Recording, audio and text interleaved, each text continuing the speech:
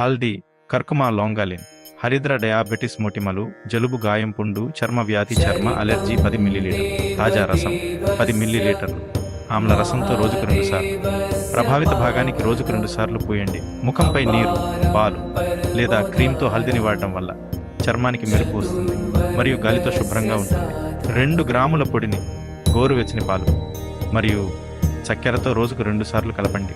1 గ్రాముల కషాయం, హల్దీ పొడి లేదా హెర్బల్ టీలో హల్దీని వాడటం వల్ల అన్ని అలెర్జీ సమస్యలు నివారిస్తుంది.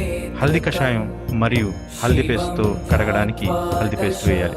నెయ్యి, కొబ్బరి నూనెతో కలిపి తయారు చేసిన పేస్ట్ను ప్రభావిత భాగంపై పూయాలి. 1కు 3 గ్రాముల పొడిని బెల్లంతో రోజుకు 2 సార్లు తీసుకోవాలి.